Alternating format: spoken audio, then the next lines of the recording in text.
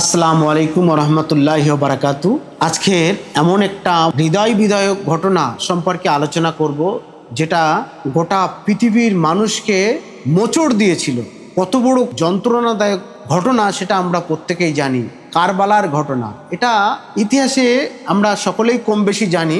ইসলাম জিন্দা হতা হে হর কারবালা কি বাত। সেই কারবালায় কি ঘটেছিল বিস্তারিত তো অনেক কাহিনী, যতটুকু পারি সংক্ষেপে আপনাদের সামনে তুলে ধরার চেষ্টা করব ইনশাআল্লাহ তাআলা।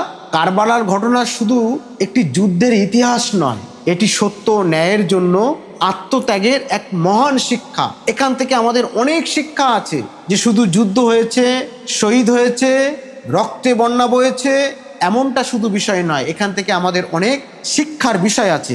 ইমাম হুসাইন, আমাদের প্রিয় নবী হজরত মুহাম্মদ রাসূলুল্লাহ সাল্লাল্লাহু আলাইহি সাল্লামের কত প্রিয়তম কলিজার টুকরা, ইমাম হোসেনকে কত ভালোবাসতো আমরা সকলেই কম বেশি জানি। এই ইমাম হোসেন আমাদের শিখিয়েছেন যে অন্যায়ের কাছে মাথা নত নয়, অন্যায়ের কাছে মাথা নত না করে সত্যের পথে অবিচল থাকতে হয়।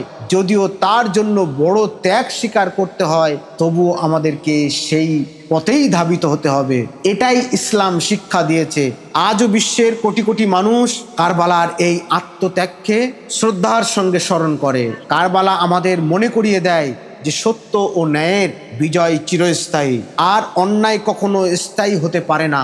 আমরা জানি এজিদের সৈন্য বাহিনীর সঙ্গে ইমাম হোসেনের যে যুদ্ধ হয়েছে, তার সঙ্গে যে ব্যবহার করা হয়েছে, গোটা পৃথিবীর মানুষ যুগ যুগ ধরে যারাই শোনে, যারাই পড়ে, যারাই এটা নিয়ে চর্চা করে, কেউ কিন্তু ইয়াজিদের পক্ষে দাঁড়ায় না, ইয়াজিদের কেউ বাহবা দেয় না। ইমাম হোসেনকে যে নিঃসঙ্গভাবে হত্যা করা হয়েছে, শহীদ করা হয়েছে, যে নির্মমভাবে তাকে শহীদ করা হয়েছে, তাকে শহীদ করা হলেও, রক্তে বন্যা বইলেও গোটা পৃথিবীর মানুষের কাছে দৃষ্টান্ত করে রেখেছেন। দেখেছেন, এখান থেকে আমাদের শিক্ষা নেওয়ার বিষয় যে অন্যায়ের সঙ্গে কখনোই আপোষ নয়, ন্যায় সবসময় মাথা উঁচু করে থাকবে। আজকের ইমাম হোসেন ইয়াজিদের কাছে মাথা নত করেনি বলেই তাকে নিঃসম্যভাবে, নির্মমভাবে শহীদ করা হয়েছিল।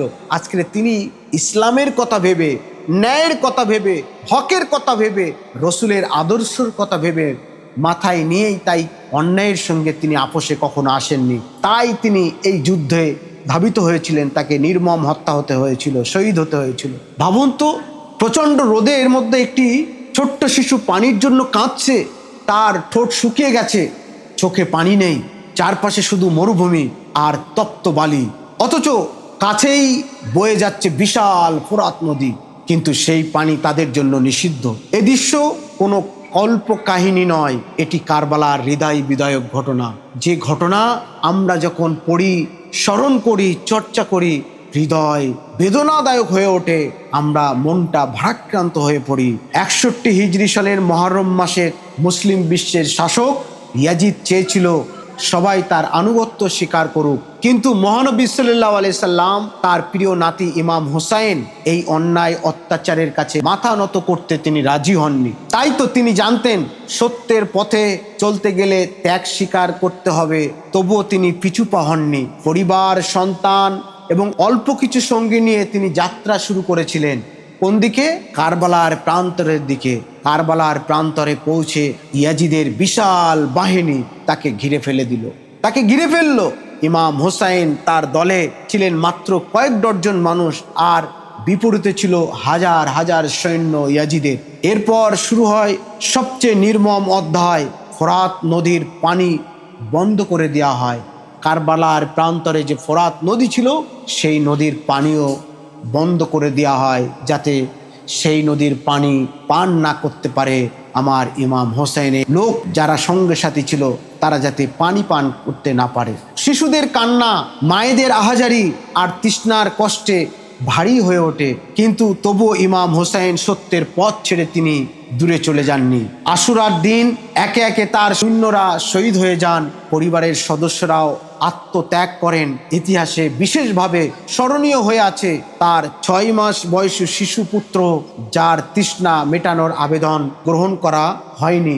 অবশেষে ইমাম হুসাইন রাদিয়াল্লাহু তাআলা আনহু যুদ্ধক্ষেত্রে নামেন। তিনি জানতেন ফলাফল কি হবে, তবুও এ সত্য ও ন্যায়ের পক্ষে দাঁড়ানো থেকে তিনি কখনো সরে আসেননি। শেষ পর্যন্ত তিনিও শহীদ হন, কিন্তু কারবালার ময়দানে তার মৃত্যু ছিল না পরাজয়, বরং এটি ছিল অন্যায়ের বিরুদ্ধে সত্যের চিরন্তন বিজয়ের ঘোষণা। আজ শত শত বছর পরেও মানুষ কারবালাকে স্মরণ করে, কারণ কারবালা আমাদের শেখায় ক্ষমতা নয়, সত্য সবচেয়ে বড় শক্তি। অন্যায়ের সামনে নীরব থাকা নয়, বরং ন্যায়ের সঙ্গে দৃঢ়ভাবে দাঁড়ানোই একজন মানুষের প্রকৃত পরিচয়।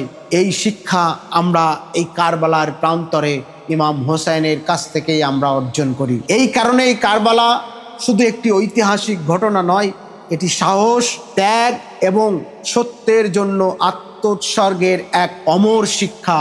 আমরা অন্যায়ের সঙ্গে কখনো আপোষ করতে পারি না। ইসলাম জিন্দা হতা হ্যায়, হার কারবালা কি বাত। আসসালামু আলাইকুম।